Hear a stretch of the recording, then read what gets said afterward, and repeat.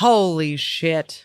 Did you like that, Fonz? Was that good for you? Oh, we're back. Oh, we're back. Sweet, sweet Fonz. Oh, my gosh. Mary Santora. Hi, Caitlin. Welcome to the podcast. Thank you. Oh, boy, does my voice switch, huh? Yeah. When they turn it A on, I'm little like, hello, Mary. Okay, You I'm get sorry. your radio voice. Yeah. You're like, back on air. Yeah, Here blah, we blah, are blah. in You- studio with. You would know about that, Little Miss Radio Star, huh? Hey, man, I love radio. I've been doing it for a few years now. And it's so funny depending on the generation of person I'm talking to. Like if it's people our age or younger and Yeah. I tell them I work on radio, they're like, so what is it? Like, it's like a 4-hour podcast every day. I was like, yeah, or radio. Like, it's like, that was around beforehand, right? Yeah, Like, radios ran so that podcasts could sprint. Exactly. Okay? Exactly. Yeah. Jesus. Oh, isn't that so upsetting that people don't know what radio is? It's one of those things where I think maybe they just don't associate it with talk radio, that they think of like DJs, that just the people introducing the songs. I'm like, no, it's like a talk radio program every afternoon. And they're just like, oh, that's so cool. It's like, I have a podcast. I'm like, yeah, I guess it's kind of the same, but except it's live and in real time. Yeah. And, but it's cool. So Do they replay, like save them and then replay them like a podcast? yeah, we have you can search anywhere, The Alan Cox Show. There anywhere you get go. podcasts. Plug it, baby. But yeah, they have it on like Spotify or wherever you listen to podcasts, you can get it. But then you can also, if you're within like the terrestrial, you can listen to it live every day too. Look at that. Good time, yeah, gal. We do the yeah. plugs in the beginning. Hell yeah. Huh? How about Super that? Exciting. which camera is mine? Yeah, that one's yours. There we That go. one. You I'll make play love to to that it. one. Got it. This one's for both of us. Look at that. Right in the Ooh, middle. nice. Oh, she's pretty. And then this one's all mine, baby. I've been eye fucking this camera the whole time. Wink at it. Ha-da-da. Call me mommy. All right. Please don't. That's anyway. Uncomfortable.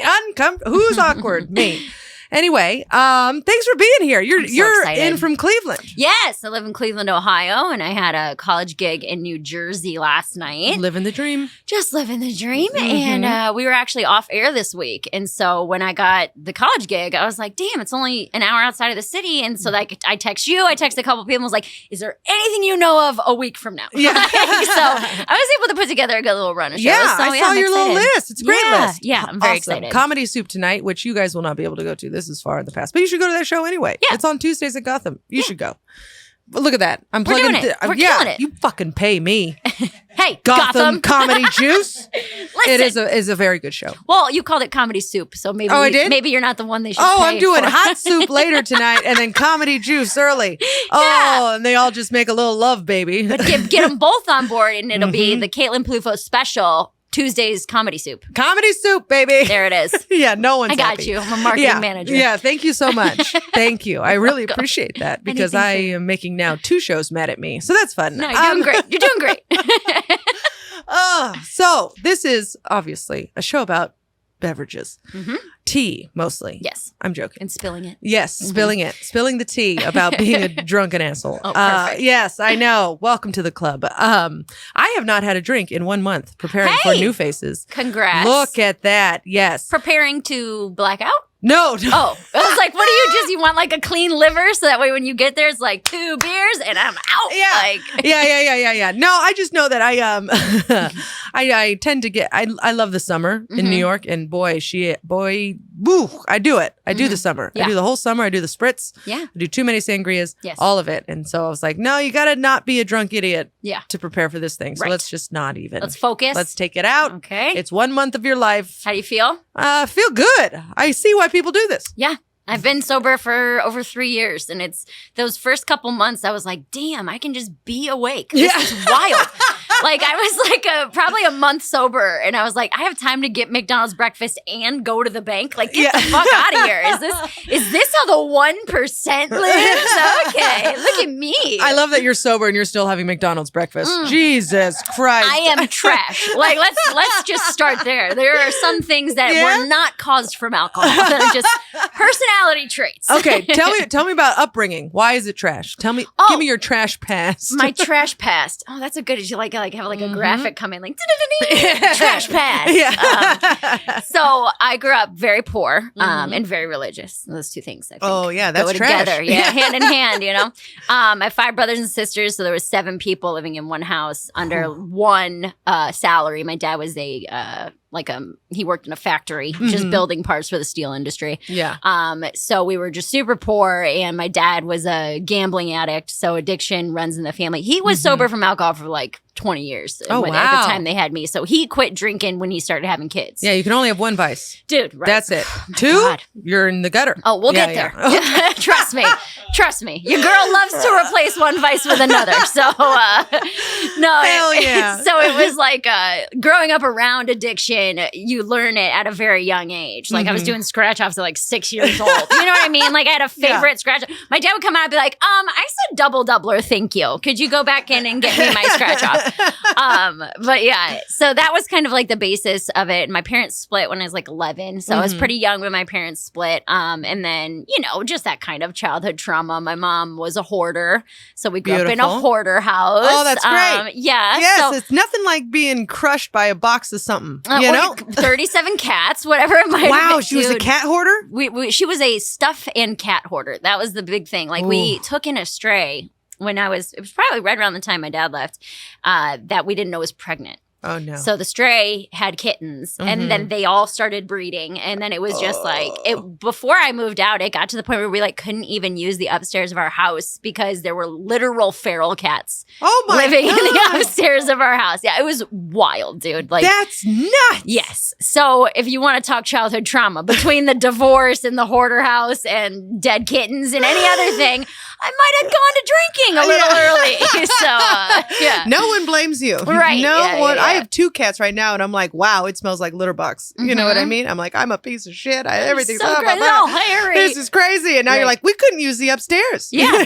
There were literal feral cats. Half of our home we could not use. That's wild. Yeah, dude. So I actually didn't even start drinking until like high school. So I was like one of the cool kids. And, that's very nice. My brothers called me Captain High School. So I was like, on the homecoming courts and dating the star athlete, and I was a cheerleader, and I all believe of that 500%. Oh, dude, 1,000 times. And people, it's so funny because I have people who will be like, you don't ever really talk about like high school or college on stage. I'm like, because it was easy for me. And, and people don't want to hear that. Like legit, I was popular. I had friends. Like I was dating like the guy in high school. Like no one wants to hear about how easy my teen years were, Like, but it is very like God gives with one hand and takes away with the other. I was going to say, you get to be popular. Right. Okay, you get those years. I can be popular because I also had fleas. So like, there's a trade-off, there's a trade-off. I love that. Yeah. You're like, yeah. I was getting the hot dick, but I was also itchy. Also, so I didn't show my ankles because they were bites. But yeah, so I started drinking kind of lightly in high school, and then my high school sweetheart and I broke up, and then I kind of started partying a little heavier. But even in high school, partying heavier was like drinking Natty Light after a football game. You know what I mean? Yeah. And then I quit when I went to college, and then he and I got back together. My high school sweetheart and I got back together. And then when we broke up the second time was when I really started like drinking heavy. I had just turned 21. I started cocktail waitressing in a bar. So it was like, it was all around me. I was very much about like that club life and going out every night and drugs and alcohol. And what made you want to quit drinking the first time in college? Because I cheated on my high school sweetheart, and drinking was like heavy around it. And so I was like, I'm giving it all up. I'm giving up my friends. I'm giving up alcohol. I'm giving up everything to focus on you. And I was freaking 18. Yeah. So I didn't know that that's not how you fix things, Sometimes when you cheat on someone as an 18-year-old, you're like, maybe I shouldn't be single. Yeah, or maybe I shouldn't be in a relationship. Yeah, I should be fucking. Yeah, I should probably, this is the hottest I'll ever be. Yeah. So I should probably get my shit together. Get it in. Right.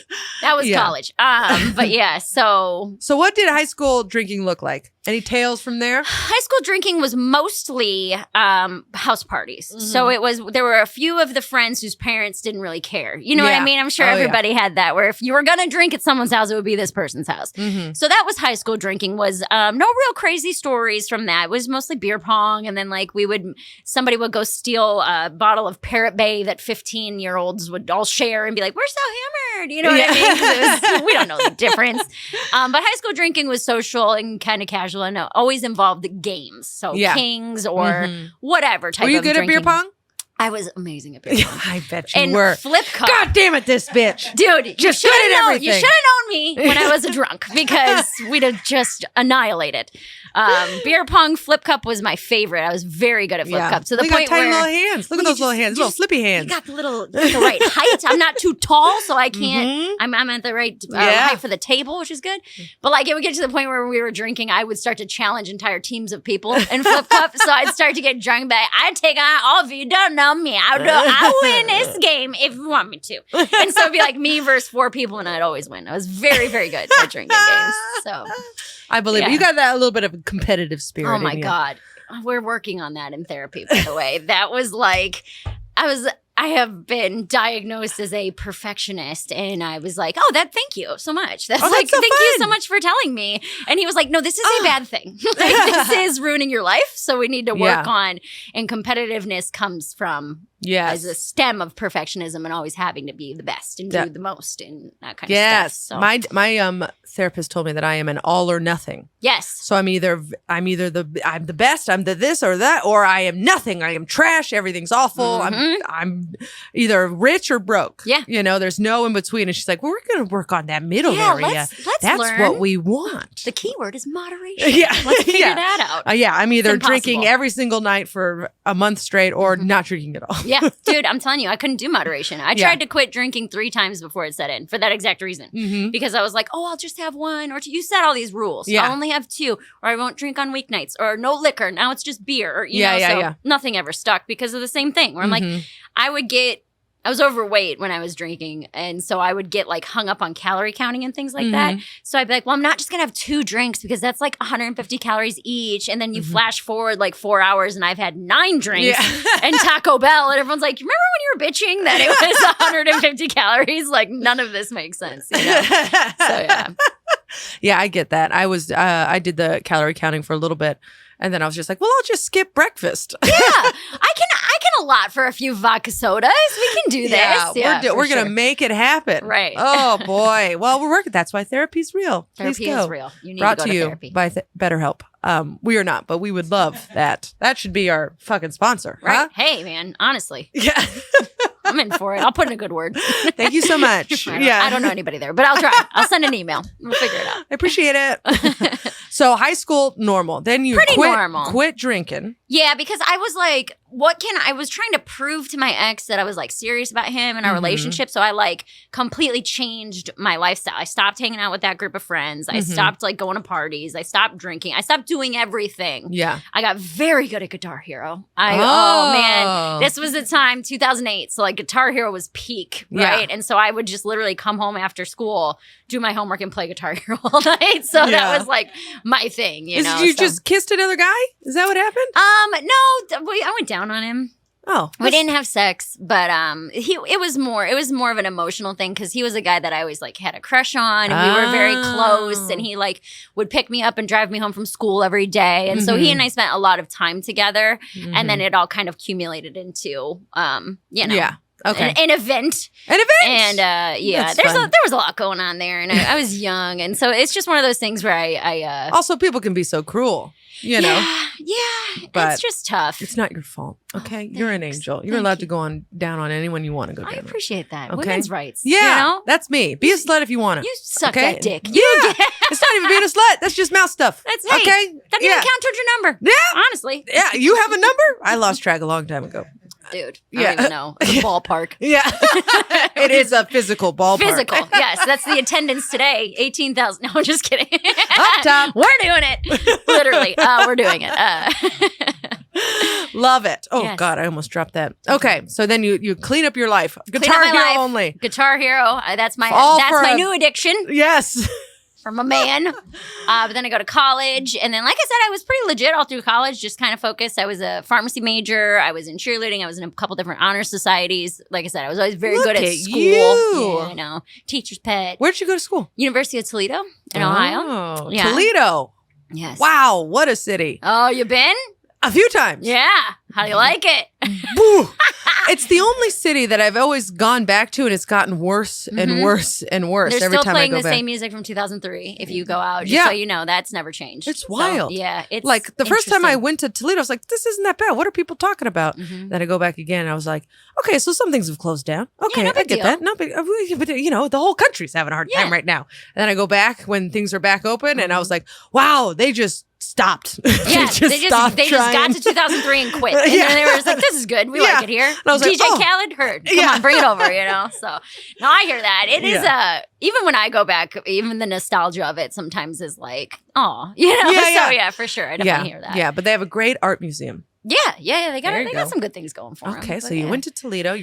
I bet you were the top of the pyramid. Well, so we had, it was co-ed. So we had male and female. And so all women were. I wasn't the very top because even in college, I was 5'2" and like 120 pounds. And I was like one of the mid-sized girls. What? Yes. So the girls that were up on top were like tiny, like you're talking under 5 feet, under 100 pounds were the girls that were all the way up. Christ. Yeah. That doesn't seem healthy. So I was a mid-level girl. So I would be the one standing on the guy and then I'd have a chick like on top of me. So that's crazy. Yeah, but you got to think, man, the guy who's on the bottom, which was all dudes who like didn't get football or wrestling scholarships, they went and got cheerleading scholarships. Yeah. So they have, 250 pounds standing on top of them between the two girls. That's a lot to have literally on your shoulders. You know what I mean? So, I mean, that makes sense. Yeah. So that's just something you got to be tiny to do. I mean, I hugged you and you were like in my bosom. I You know what I love your mean? bosom. Just right here. You were It's right such there. a safe space. It is. Thank you so much. It's It's very. One day so it'll house cats. Yes. Just multiple cats. You won't be able to go upstairs. It's going to be great. I hear it builds winners. It does. It really does. You can work ethic that you've never had before.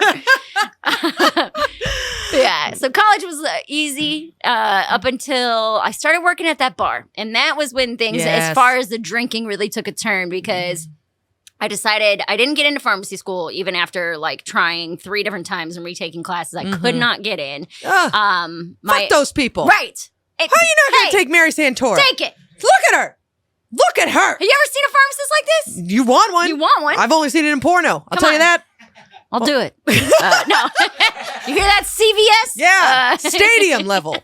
Come on. So I applied. I didn't get in. My ex and I finally like called it quits for good. Like we're done. And then I started working at that bar all around the same time. So it was kind of a lot of life changes. And I started partying. I was hanging out with the bar patrons and the bartenders. And it was like my first real experience with like the club life, like going out every night and like knowing all the bartenders and getting free shots and drinks. And I loved it. I mean, I'm a social person. It's fun. I love being in crowds and everybody's drunk and having a good time and like dance clubs.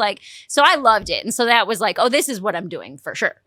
And then shortly after that, I started stand up. So I was like, oh, well, this plays in perfectly. Like I can just work at the bar and do stand up and at life's a party. Like everything's amazing, But I've always been that person who couldn't stop. So it was like, it was fun until it wasn't. And I would always be the drunkest girl at the party. I was always the one passing out in a booth. Like, like that was always me. But yeah, so college was from what I remember, very fun. I had a lot of fun in college. A lot of blackouts, a lot of just finding yourself, a lot of like, I think I had the right college experience. You know what I mean? I got a lot of things out in my early 20s that if I were doing now, I would not be happy with. Yeah. So, if you're doing it in your 30s, you're just like, uh-oh. Yeah, we got to get it together. We got a whoopsie going on here. We got to figure this out. Yeah, for sure. Because I black out too. Have you ever like woken up from a blackout and been like, how did I get here? Constantly. All the time. Dude, where's the weirdest place? That I've woken up? I was actually in Toledo. I was out of school, but I went back for a weekend to party, and I woke up in a incredibly nice finished basement. And I was looking around, and I heard like a lawnmower. I was like, all right, well, I'm in a neighborhood. I don't know whose house this is. Like that, it's definitely none of my friends because there's no way none of my friends own a house or live in a house like this. So I had all my stuff near me, and I had kind of like just gathered it up real quick. And then I walked out the front door and I was in like this nice ass neighborhood. And my car was like parked up on the curb. Still to this day, no idea. I have no clue whose house I was at. the only thing I can think is that it had to be someone's parents' house. Yes. Like someone I was out drinking with that night. I had to have crashed at their parents' house, and then I went out, got in my car, and took off. But yeah, that was one where I was like, damn. Like no one called clue. you? No one called me. I didn't go up the stairs. They had like a back door that went out into the backyard. So I went out the basement, out the backyard, and then like around to the front to find my car. Because I'm like, I'm not gonna go greet someone's mom with no bra on. Like, hey, well, how'd I get here? You know what I mean? You had no like, bra on? I never sleep with a bra on. So it was like in the trash can next to me. Somebody had nicely put a trash can next to me in case I puked. So that was very sweet of them. But so someone who loved you. Someone who cared. Yes. Which is why I'm like, this has to be a friend's parents' house. Yes, Because yes. I definitely don't know anybody. They cared enough to make sure that you didn't puke on the rug, but not enough to be like, hey, so how was my mom Martha's house? Right. FYI, here's the address where you are. Like, yeah, I had no clue. Yeah. But yeah, Wow. I've had that happen before. I'll like wake up and, oh man. So this was right after college. There's a place in Ohio called Put-in Bay. It's an island. All right. Okay. And whoa. An there's island Lake in Erie, Toledo? Lake Erie Islands. Yes. You there's didn't tell me it was Put-in Bay. tropical. Mama, you don't That even changes know. everything. Everyone has a golf cart. Lake Erie Islands. There's Put-in Bay. There's Kelly's Island. There's all kinds of different little points, right? Notorious for partying. Like you go there in college and you get hammered for a weekend and a club life and whatever. So they have like these giant cabin rental houses, like communities of them. So there's just hundreds and hundreds of rentals where people, honestly, it's like an open door. You can just walk down the street and walk into a house party. Everyone's like, hey, beer's over there. Like it's just, it's unlike anything I've ever experienced, and more what I would assume like a spring break in Florida is kind of like, except on an island in Lake Erie. Wow. You know? I mean, it's incredible. this is blowing my mind. Yeah. I might fly in early and the next time I do Toledo to we'll be take like, you out to I want Put-in to go Bay. to that island. Right. So it is blackout central. So I was there with my sister and all of her friends. So I didn't really know anybody. And this is I'm jumping forward the timeline, but as far as waking up in places you don't know where you are. We went out for a night of drinking. I'm getting hammered. We're having a good time. And then, you black out. And then I woke up in an empty cabin. So I was in a cabin and I'm looking around and I'm like, okay, well, no one's here. So that's good. How did I get in here? No idea. I don't have a key to this. There's like the doors, all the other doors were locked. So unless in my blackout, I locked every door in the house. I had no clue. I didn't have a phone. I had no idea where I was. And I just kind of wandered into the street. Like, in that hungover, still drunk, like morning haze. And I'm like, okay, I recognize these cabins. Like my cabin is somewhere in this development, but I didn't have a phone. I couldn't find my phone. So I'm like wandering around, and then they have these shuttle buses that will take you from like the developments of cabins to the bars. It's like $2.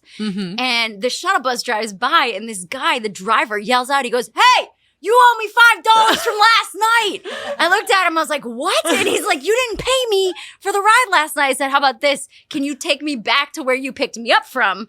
And I'll give you $10 because I have no idea where I am right now. So he's like, yeah, I got you. So I got in the shuttle bus and I made it back.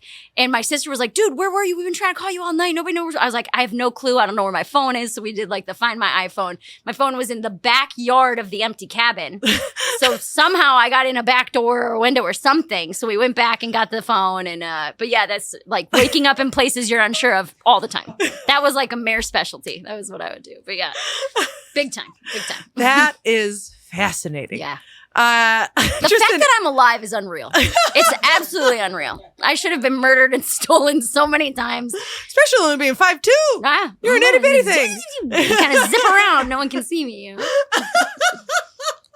It's wild. Yeah. Try and take me. Try and catch me. Yeah, that's exactly what it is. You can catch me, you can keep me. I was athletic at that point. Yeah, I've woken up in many a place where I did not belong. That's incredible. Yeah. But you seem so friendly. Like you're such a friendly drunk that the bus driver was like, hey, I want to talk to this chick. Well, that's the thing is that like, that's your female privilege where you're like, if you're a cute enough girl, you're going to get away with pretty much anything. Yeah. So like even if there were people sleeping in that house, if I was like, my bad, they'd be like, all right, cool, no problem. You know what I mean? Like no one's going to try to fight me or anything. Like if I were a dude, so. Yeah. Worst case scenario, they're like, she's kind of annoying, huh? Yeah, right. But they're like, she'll sleep it off. This drunk chick, like just leave her alone. Don't let her, she's going to start talking again. And I can't do it. you know? So. Yeah, that's the worst. They eye roll at you. Right. Like, God, please.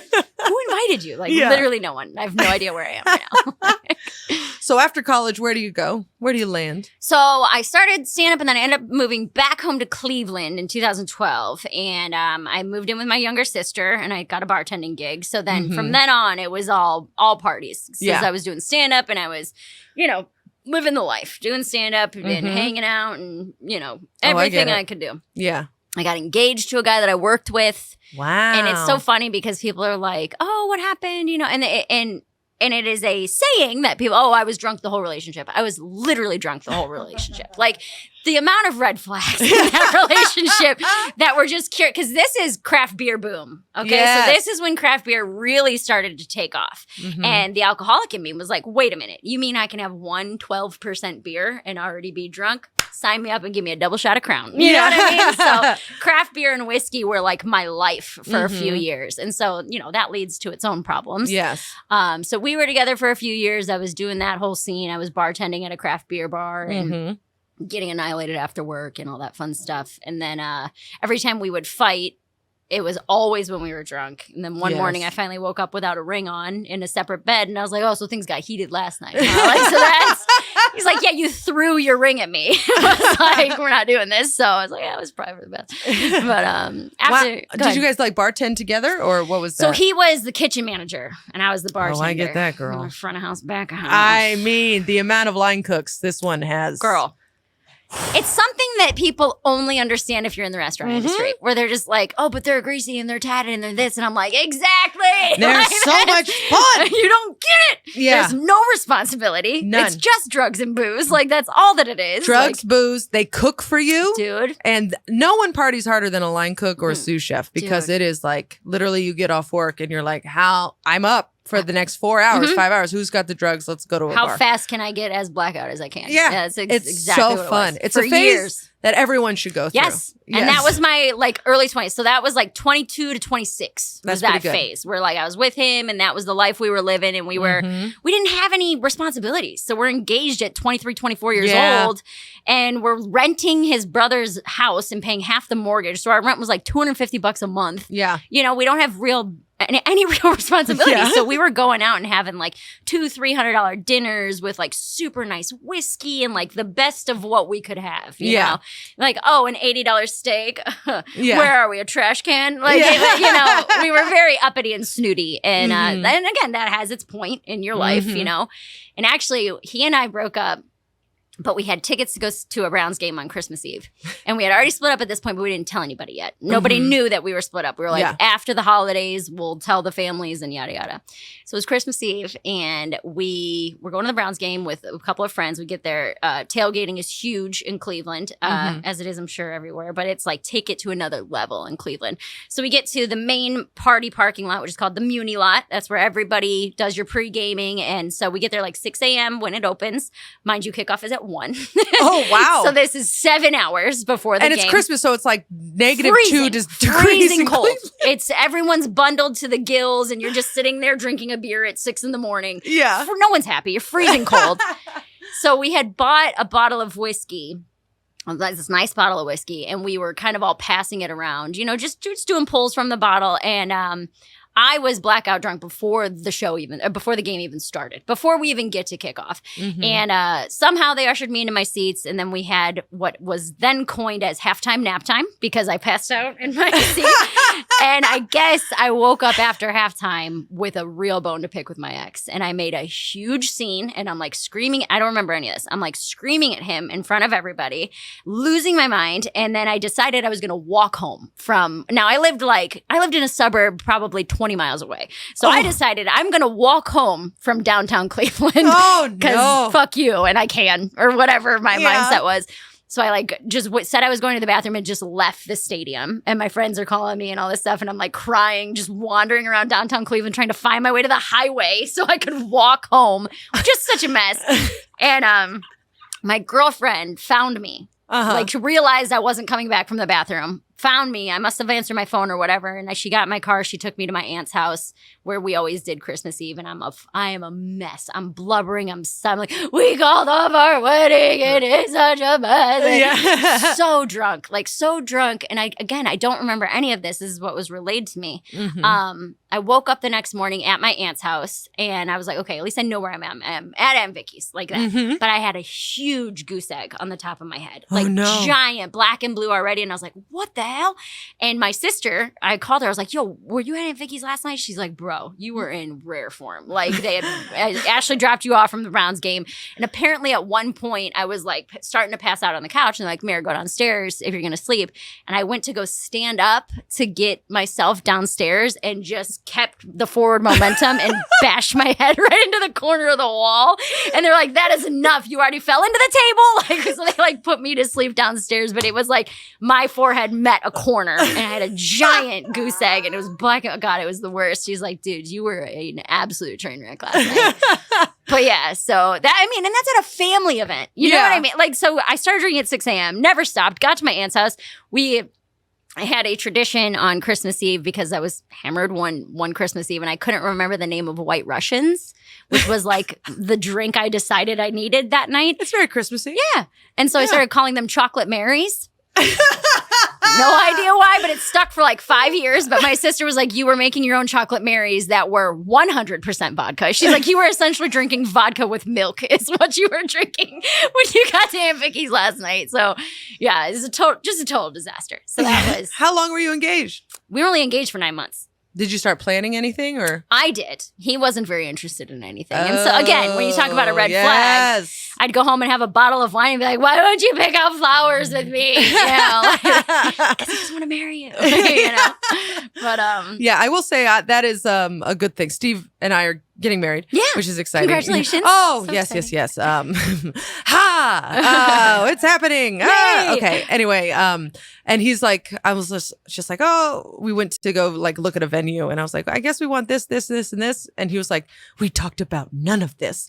I want to be involved. I want to pick stuff out and blah, blah, blah. And I was just like, awesome. Oh, I'm sorry. I didn't realize. Yeah, I didn't know you cared. Because literally the whole time I'm doing, I was like, God, I guess I got to plan a fucking wedding. You know, like just pissed about it. Like, I'm excited to get married, but God, it's a lot of work and a lot of money. And then he's just like, I want to help. And then, can I have a say in this, please? This is my day too. Yeah. You know? And I was like, oh, you really want to marry me? This is great. Okay. Woo, we did it.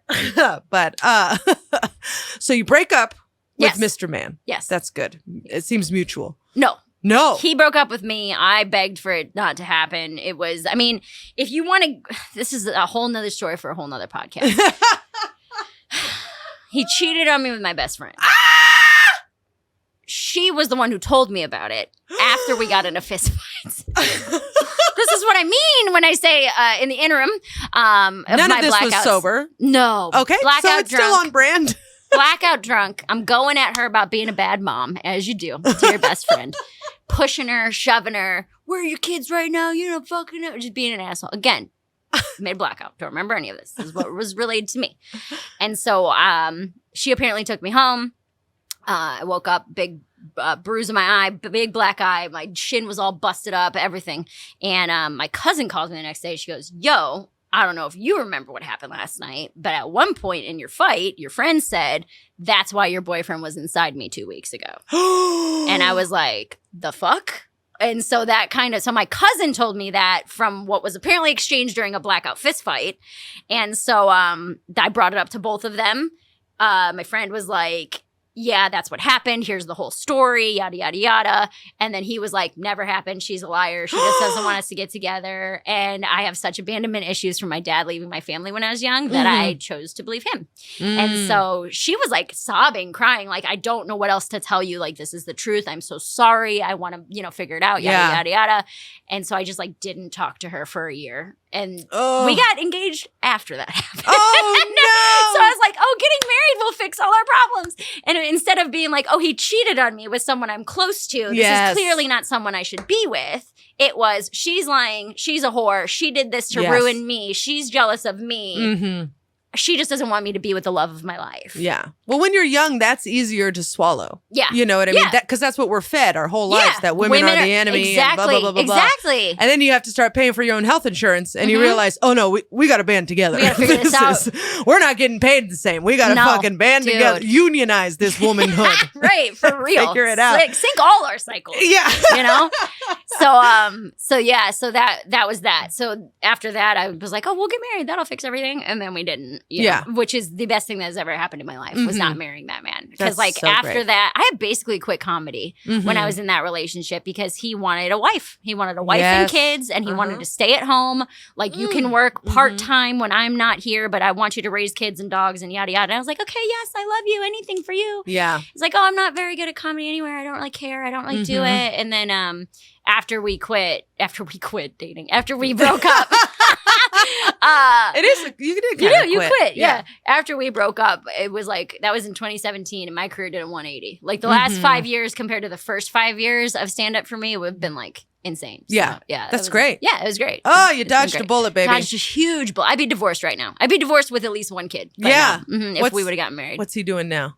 No idea. Thank God. I haven't talked to him since like a couple months after we broke up. That's haven't seen him, haven't heard from him. No clue. Beautiful. Yes, oh, the best revenge is thriving. You have no idea. And that's what you're doing, baby. Trying my best. Trying to do it. Yeah. So after you guys broke up, is that when you quit the restaurant biz? No, so I worked in the restaurants for 2 more years from 2017 to 2019, but that's when I really started to amp up comedy where I still had 2 bartending jobs, but I was still amping up comedy and, I was still drinking, I was still partying, still hanging out and doing all that fun stuff. Actually, the summer that after we broke up in like December of 2016, summer 2017, myself, both my sisters and my cousin were all single at the same time. And I was in what I called my divorce apartment. So it's just like a studio apartment.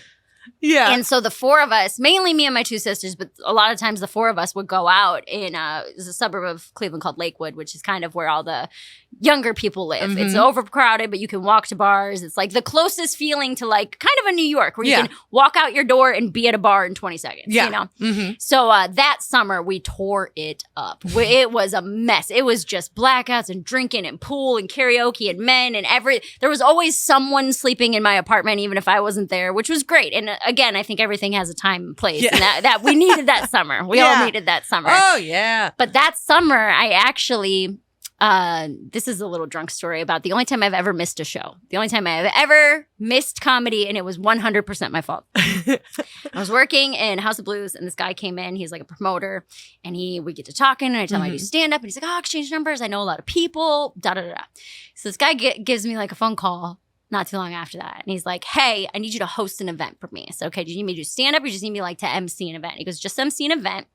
It's my birthday party at this bar downtown, and we're going to have a super special celebrity guest. So I want you to tag along with everything. I want to introduce you to this person. I was like, perfect. No problem. And then it wasn't until everything was confirmed that he sent me like the poster, and it was a Dennis Rodman appearance. Oh my God. Yes. So like this is a Dennis Rodman appearance. Fonzie perked up on that one. I know. Just he was like, huh? Rodman? The worm?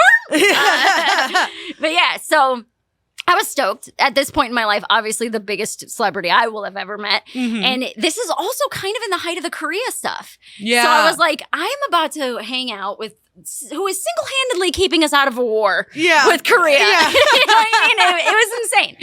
So our biggest diplomat. Yes, Dennis Rodman. So it was cool. The event was fun. It was just basically like pulling raffle tickets and things like that and basic MC stuff. So after that, my buddy was like, hey, stay by me. Things are going to move quick. We have a couple club appearances, which I'm not into that world, but I was like, I'm here for it, for drinks. Let's go. So this was on a Saturday. We are going around and around, and we went to dinner, and we went to, this is also the time that I found out that Cleveland has a yacht club. Had no clue until we pulled up to this very nice area that I didn't even know existed. And we go to this really nice yacht club. We're having drinks and everything's comped. And everywhere we went, everything was comped. There's bottles waiting for us. So as the night progresses, we're going to a couple different bars. We're getting increasingly more drunk. Dennis Rodman is with you? Dennis Rodman is with us. So they scheduled, right. So we're taking like stretch Hummers and shit. And like, he's such an imposing figure that like you can't miss him. So the minute we step out, and by the way, he's wearing his own jersey. So like, in case you were like, is that Dennis Rodman? It definitely was. For sure. So the minute we step out of the stretch Hummer, something like that is going to draw attention to begin with. And then people see. And it's like, I had never been around that level of fame before where people just crowd instantly as soon as they figure out what's going on. Pictures, people crowding, Dennis, you know. So I'm just kind of like, oh, this is kind of cool, you know, get the free drinks. Everywhere we went, we had like 2 bottles of Tito's waiting for us. And then I was also blown away at the amount that they just didn't care, that he would have like 1 or 2 drinks at each club appearance and then just leave the rest of the bottles. So I was like chugging bottles of vodka, like, we're gonna waste it. Like, you can't just leave it here, you know? So we get to the end of the night and it's fine and everything's going great. And we're like hanging out in the hotel lobby and we're all eating pizza. We're all drunk and having a good time. I made Dennis some weird bet about like fitting like I bet I could fit pizza in my mouth or like a whole slice of pizza, something like that.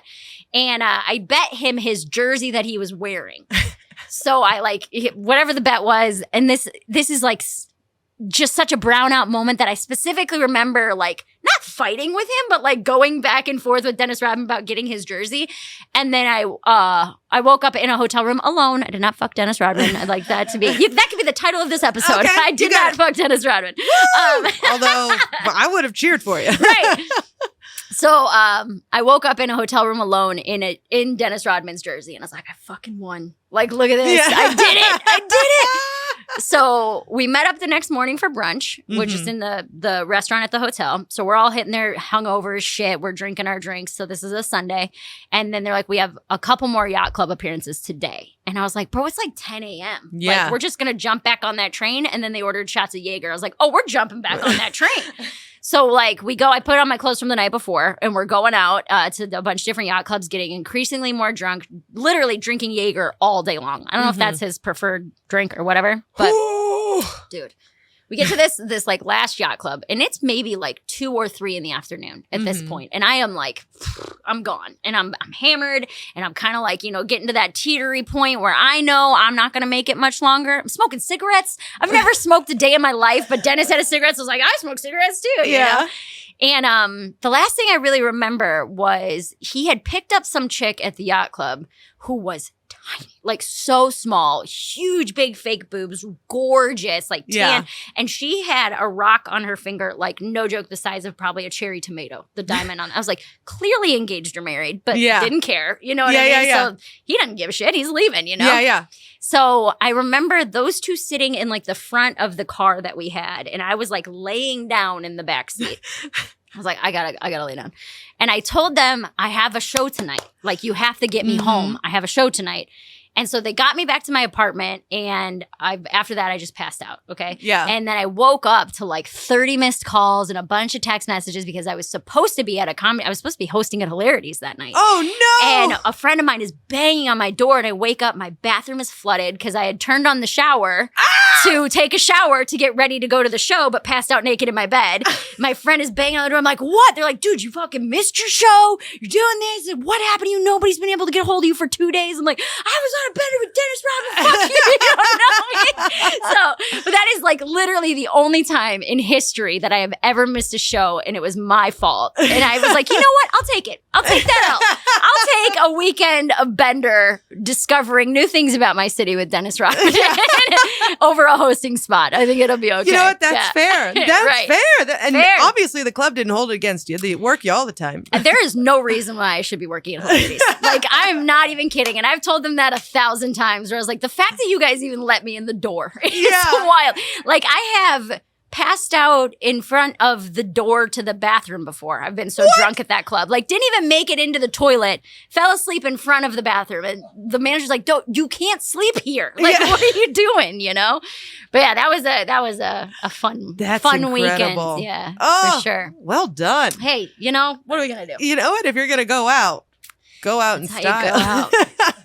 I was like, I know, I'm just thinking of all the drunk stories. I was like, I've been kicked out of 2 concerts. How do you get kicked out of a concert? Girl. All right, let me think of which one's better. I have 2. I'll give you here's the better of the 2 stories. Okay. One was a John Mayer concert. So if that's hard to do. I don't know if you've ever been so drunk that you've been ejected from a soft rock concert. But I did it.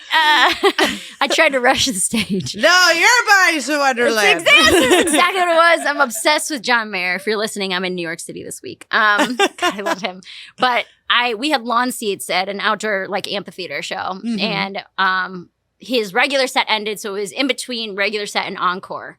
And drunk me was like, I'm getting to fucking John Mayer. I'm gonna do it. And so like I sprinted and hopped the fence into the pavilion, and I like ran all the way up to the front. How I didn't get stopped, I'll never know. But I'm in the front. I'm at the stage. I'm watching John Mayer.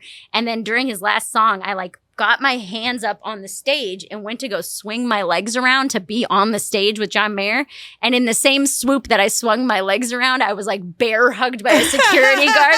They like pushed me out. Like, get the fuck out of here, I just want to meet John. You know, it was such a mess. I peed in my own car that night. Yeah, I was trying to pee into a water bottle like this, like a bottle of Aquafina. And I'm like hovering and just everywhere, urine everywhere. I mean, God bless you. That's not even the better of the two stories. You get drunk and you just have ambition. Dude, I am dedicated. And this, maybe it will be the last story if we have time. So this story is probably the most dedicated I've ever been when I've been blackout drunk. This was right after college. My friend's dad works for a prominent corporation in Cleveland that has suite tickets to every event at the basketball arena. So perfect. Yeah. So New Kids on the Block and Backstreet Boys were coming. And she goes, hey, NKOTBSB is coming. We got a suite. You're coming with me because I'm obsessed with Backstreet Boys. And so we go to the show. And this is in my post-college before the engagement. So pretty heavy drinking, but still just like a partier. Yes. Don't think there's anything wrong. I'm 21, 22 years old. You know, no flags yet. Exactly. Yeah. So I brought a bottle of 151. And my friend, who is still my best friend to this day, was like, what are you doing? Like, we can't. I was like, just do one shot and then it'll be like, it's so much easier because then you save a bunch of money drinking the rest of the night. And she goes, we're in a suite. Everything's free. Like, you don't have to do shots of 151. But I convinced everyone in the party to take a shot of 151. Yeah. We're getting in the car. And I was like, wait, I got to pee before we leave. I did not have to pee. I went back in and did 2 more shots of 151 by myself. So I did 3 back-to-back shots of 151. In the 15, 20-minute drive to get from the suburb where we were at her parents' house to downtown Cleveland, I blacked out. I don't remember much of this concert. So we're walking in, we get to the suite. And I guess blacked out isn't right because there's brownout. There were parts of the night that I remember. New Kids on the Block, I couldn't give a shit about. They're a little bit before me. I was there for Backstreet Boys. So New Kids is up. They're singing, yada, yada. And then Backstreet Boys are coming. I was probably having a beer and some food, but I was very drunk. Backstreet Boys are getting ready to take the stage. Now, the venue, I had cheered the MAC tournament at the week before. So we had gone in like the players' entrance, and I knew how to get to the parts of the venue that you shouldn't be in because I was just on the floor cheerleading the week before.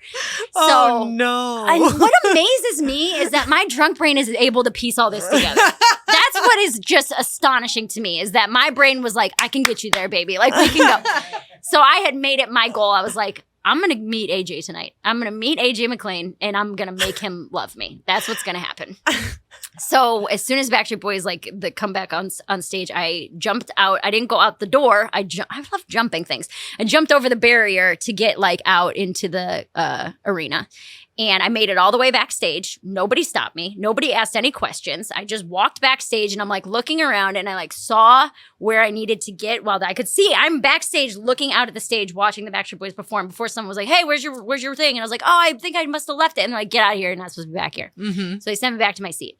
So I was like, went to the bathroom and was like plotting how I could get back there again. And so I did. I waited until like I didn't see anybody, and then I get back out there. And this time I was like, fuck it, I'll go on the stage. So I was standing backstage. This is an image that is burned into my memory, even though I was completely blackout drunk. I had both hands on the rails to the stairs going up the stage. And I was like, I'm doing it. I can see AJ. I'm going to go get him. I'm going to make him marry me or kiss me, whatever my thought was. So I've got both hands and I'm like hyping myself up. I'm like, and then at that point, again, bear hug taken out into security. They take me into like the security office because they're not cops. They're just like venue security. And I am being a bitch, like a sarcastic asshole where they're like, what did you think you were going to do getting backstage? And I was like, well, whose fucking fault is it that you left backstage twice? I'm sorry. Maybe if you're better at your job, I wouldn't have made it. Like, so I'm like talking shit to the security guards until I was handcuffed and taken out of the venue. I wasn't arrested, but they like handcuffed me so I couldn't, I'm assuming so I couldn't get away. Yeah. And this is before Uber, so they called me a cab. So they put me in a cab. And the guy asked me, he's like, where you going? And I didn't know the address. I was like, I don't know the address, but I can get you there if you let me give you directions. And I'm trying to speak Spanish to this guy for whatever reason. And he was like a white dude. Like, he wasn't even like a racist thing. I don't know if I just wanted to speak Spanish that night, but he told me over and over and over again. He's like, I don't speak Spanish. Like, you have to stop speaking Spanish to me, you know? But in my mind, I was like, yo quiero I go to the house, you know? Like, it was so stupid. So instead of having him take me back to my friend's house, I had him take me back to my friend's parents' house.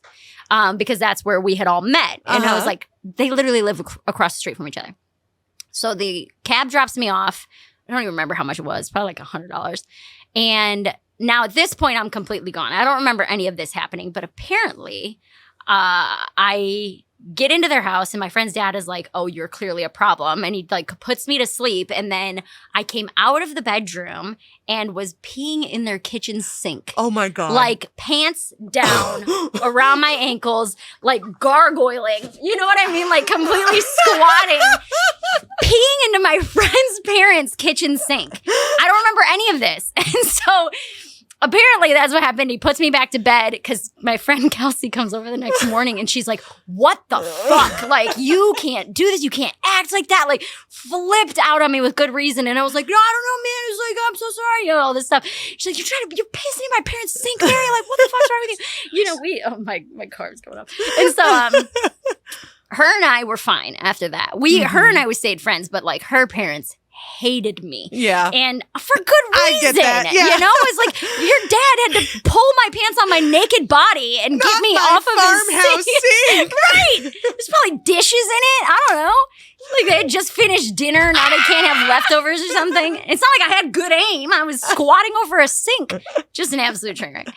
So, it wasn't until a couple years later that we were at my friend's wedding, that same friend's wedding, where I was hammered. And I pulled her dad aside at the wedding. And I was like, I just want to say I'm so sorry for that Backstreet Boys concert. And he's like, not tonight. Like, he like totally was like, we can talk about this another day. It's my daughter's wedding. Like, I'm not talking with you about this. But when I got sober, they were one of the first people I told. Her parents, where I was like, hey, just so you guys know, I don't drink anymore. You can probably guess why, you know. But after I quit drinking, they saw like the turn in my behavior. They're like, okay, like you're a good kid. We've known you your whole life. Yeah. So that's probably one of the more, when you talk about being determined, getting backstage twice and that's incredible. And for sure. Terrifying. Dude. Yeah. That's when everyone's like, if you were anything other than a small, cute white woman, you'd have been shot. You'd have been dead. And I was like, oh, yeah, no, I know. Arrested. Like, I should have been arrested, dead so many times. DUIs, none of it. So, yeah. That's incredible. Yeah, dude. Well, Life's crazy. I mean, I hate to say it, but we're out of time. Hey, man. We'll do a part 2. I'll give you 9 more. It's incredible. And I can say this from the bottom of my heart. I am so glad you're sober. Girl. And the thing is that you weren't even there for any of these. Like, my close friends.